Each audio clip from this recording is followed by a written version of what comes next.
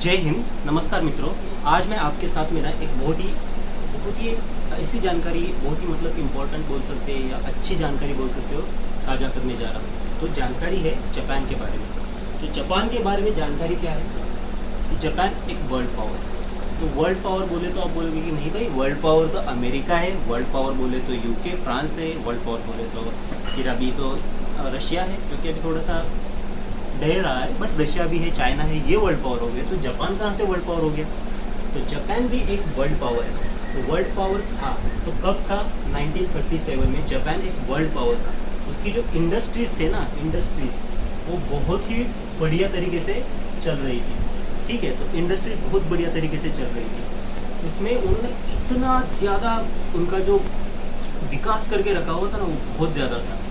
हुआ क्या आपको बताते हैं। तो 1945 में जब अमेरिका और जो अलाइज थे ना, उनको लगा कि भाई जापान बहुत आगे बढ़ रहा है। चाइना वाइना इतना था नहीं वहाँ पे। तो जो चाइना था ना, उसके ऊपर भी इसी ने कब्जा करके रखा हुआ था जापान ने।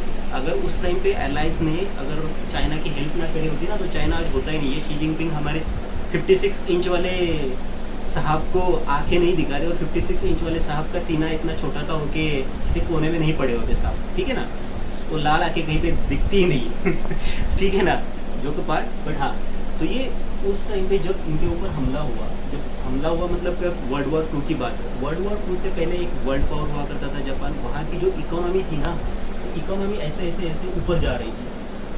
और जब 1945 में वर्ल्ड वॉर 2 में जब अमेरिका ने जापान के ऊपर परमाणु बम गिरा दिया, और इसकी पूरी तरह से जो इकोनॉमी है ना, इकोनॉमी को पूरी तरह से गिरा दिया। इकोनॉमी को गिरा दिया, वहाँ के जो कंस्ट्रक्शन है, बिल्डिंग्स है, उनको गिरा दिया।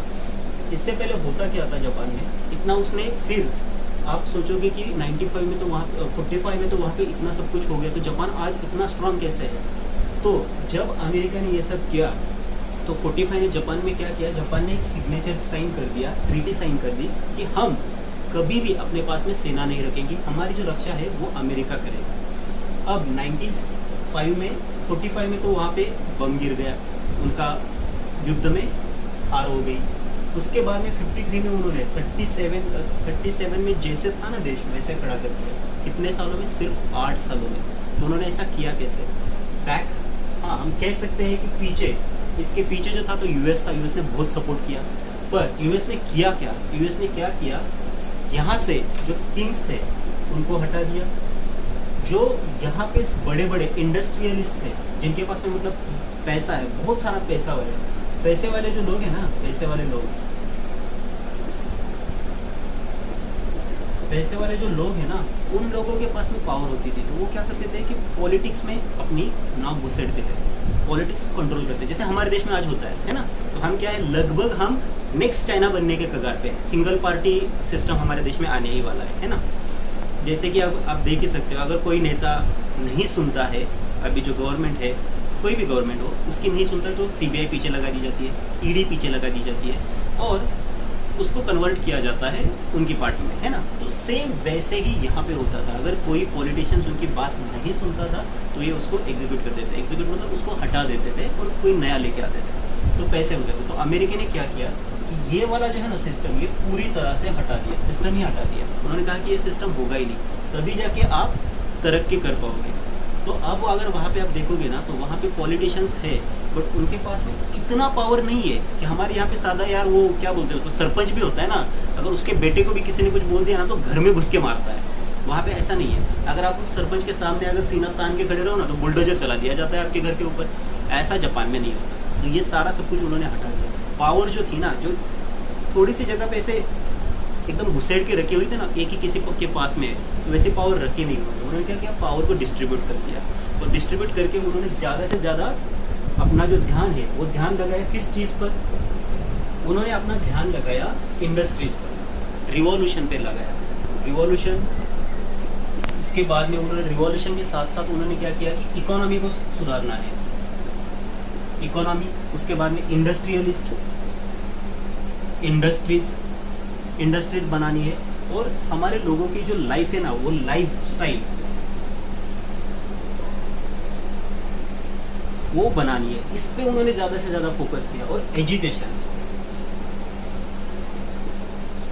सबसे ज़्यादा फोकस उन्होंने किया एजुकेशन पे, इकोनॉमी पे और रिवॉल्यूशन पे। उन्होंने इससे भी ज़्यादा क्या किया ना, फार्मर्स जो थे ना उनके यहाँ पे, उनको पता चल गया कि भाई फार्मर्स के अलावा तो हम जिंदा नहीं रह सकते, तो उन्होंने सबसे ज़्यादा तो फार्मर्स पे ध्यान दिया। हमारे यहाँ पे नहीं, हमारे यहाँ पे किसान क्या होते हैं, एमएसपी के लिए सड़कों पे आके बोलते कि हमें एमएसपी चाहिए और एमएसपी मिलती नहीं। हाँ बोलते हैं कि हम एमएसपी दे देंगे, बट कितने देंगे वो नहीं बताया जाता। हमारे किसानों के लिए, भाइयों के लिए बोला जाता है कि भाई हम आपको ना फ्री में बिजली देंगे, बट दी नहीं जाती है बिजली।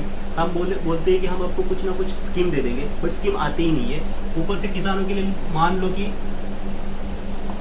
10,000 करोड़ की कोई स्कीम आ जाती है, तो जब तक वो किसान तक आती है ना, तब तक उसमें से ज़्यादा ना, ये 10,000 करोड़ की स्कीम है, उसमें से 1 CR भी बचते नहीं है। बीच में जो सारा है ना, ये पॉलिटिशियंस ले जाते हैं, ठीक है ना। ऐसा हमारे देश में चलता है, तो ऐसा जापान में नहीं किया। जापान ने, इसकी वजह से ही जापान वर्ल्ड पावर था, आज भी जापान वर्ल्ड पावर है।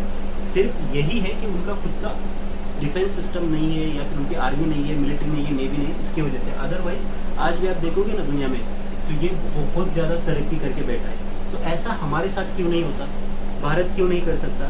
तो इंडिया के साथ में प्रॉब्लम क्या है ना, ये जो फार्मर्स जो है ना, उन्होंने एक नंबर पे रखे थे। हमारे यहाँ पे फार्मर्स आते हैं सबसे नीचे, यहाँ पे फार्मर्स आते हैं। फिर हमारी जो इकोनॉमी है ना, ये इकोनॉमी यहाँ पे आती है, और हमारा जो एजुकेशन है ना, वो भी यहाँ पे आता है। फार्मर्स जहाँ पे, एजुकेशन पे ध्यान नहीं दिया जाता, जो फार्मर्स है उनके ऊपर ध्यान नहीं दिया जाता।